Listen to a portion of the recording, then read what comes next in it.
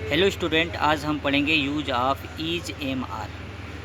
Ease am are का प्रयोग पढ़ेंगे। उसके पहले हम थोड़ा सा कॉन्सेप्ट समझ लेते हैं कि इसका यूज़ कैसे होता है। हमारे पास कई तरह के कन्फ्यूजन होते हैं कि सर ईज एम आर का प्रयोग तो आप कंटिन्यूस में भी करते हो प्रेजेंट का, और फिर सिंपल सेंटेंस में भी करते हो, तो कैसे हम पहचानेंगे कि किसका यूज़ कहाँ पे करना है। उसके लिए थोड़ा हम बेसिक समझते हैं।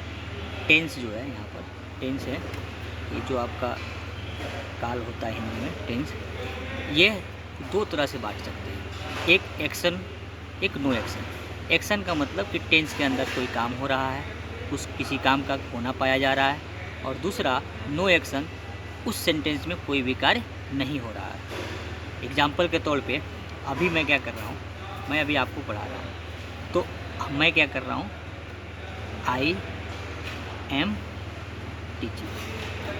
मैं क्या कर रहा हूँ आपको, आई एम टीचिंग, मैं आपको क्या कर रहा हूँ, पढ़ा रहा हूँ। अब इसमें देखिए, जो टीचिंग वर्ड है, टीचिंग, ये वर्किंग है, इसमें काम हो रहा है, पढ़ाने का काम हो रहा है। तो हम इसको अकॉर्डिंग टू टेंस बनाएंगे।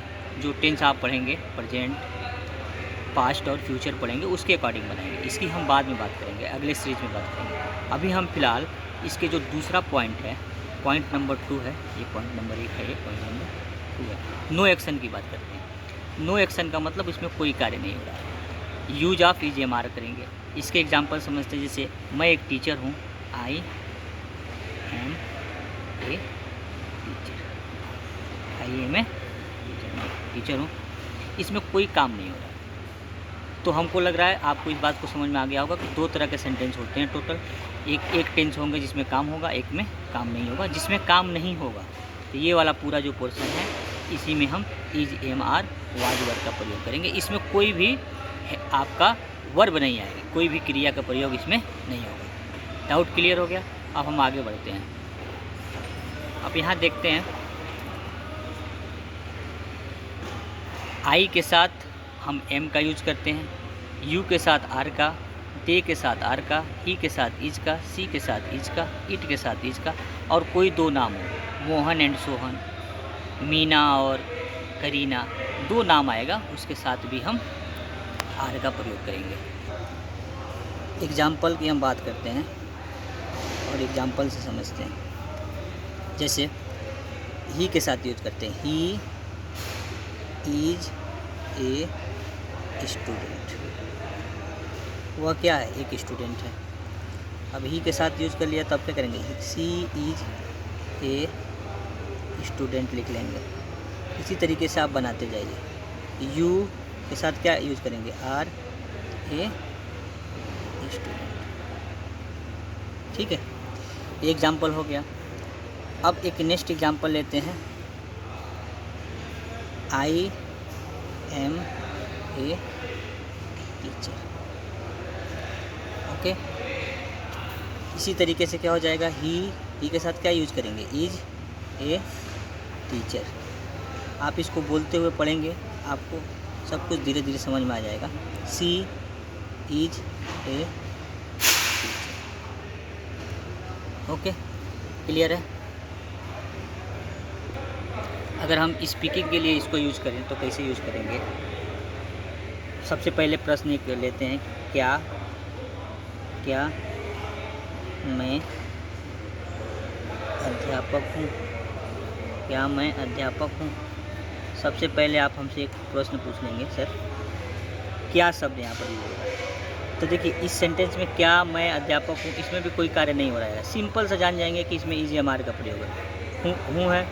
अब मैं के साथ हम आप क्या लगाते हो, एम लगाते हो, एम को बाहर कर दो, एम, ठीक, आई, और उसके बाद से अध्यापक का क्या हो गया, टीचर, एम आई टीचर, ये प्रश्नवाचक हो गया। बट हम जो है इंग्लिश स्पीकिंग की तरफ इसको थोड़ी प्रैक्टिस करेंगे, तो हम पाएंगे कि क्वेश्चन हमेशा हम किससे पूछते हैं, यू से। किससे पूछते हैं, यू से। आपसे, सामने वाले से पूछते हैं, सामने वाले से पूछते हैं। तो इसको अगर हम पूछेंगे तो सबसे पहले क्या यूज करेंगे, आर यू टीचर।